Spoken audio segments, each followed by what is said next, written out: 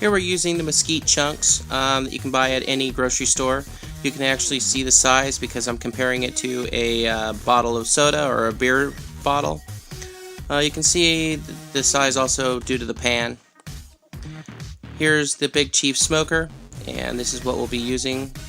There's all different sizes, so it really doesn't matter as long as you have a place to where you can contain the smoke. Here's 2 average blocks of cheese that I'm going to be putting on the second rack.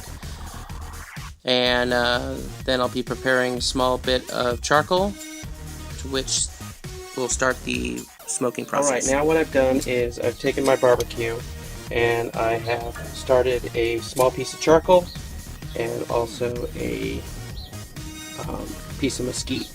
Taking it over and putting it inside of the tray, making sure that we've got some good coverage with the new ones. Okay. Then also I'm going to just throw in this wood piece here, right off to the side. I want to start with some immediate smoke because it's kind of hot out here today.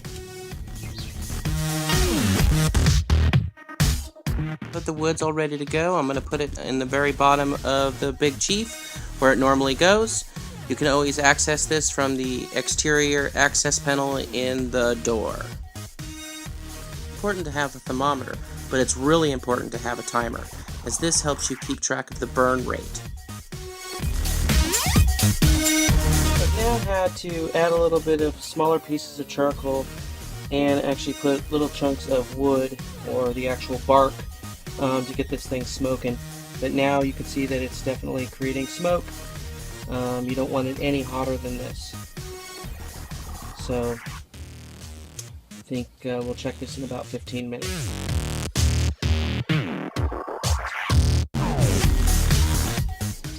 Okay, now you can see that we have quite a bit of smoke output.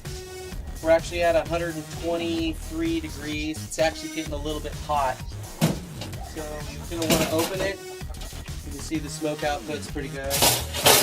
Now, here we're looking at, the charcoal. I would have used half of the amount of charcoal. The one wood piece is actually starting. I'm actually going to pour a little bit of water in this, just to kind of slow it down, just a tiny little bit of water. Make sure you do it outside of the smoker because it does get a little ashy. I didn't put much on. I put like a not even that, a teaspoon. We're going to close this thing back up again. Should be fine with the smoke. Check it again in about 35, maybe an hour. Here you can see the cheese is actually sweating, so I'm going to flip it over and get a little bit of texture on both sides. I'm actually blowing on the wood right now, and you can actually see there's quite a bit of heat being produced. We need to be careful that this doesn't get any hotter, as it'll start to melt the cheese.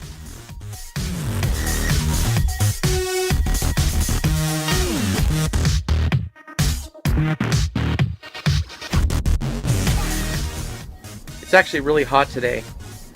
It's almost 87 degrees, so I actually had to vent it, and what I've done is I've put a little bit more wood in there and kind of got a little bit of smoke production going and basically opened it up and venting it. I still have a thermometer on, trying to get around 100.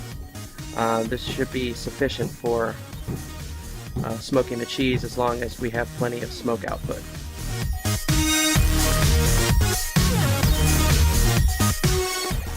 Now that we've been venting for about an hour, we're going to check the cheese. Alright, well, it got a little hot, so it started to melt. And that you can see that it melted into the rack. But it's pretty tasty still. You really need to back off the heat, but like I said, today it's actually 90. So it's pretty hot. Hope you enjoy.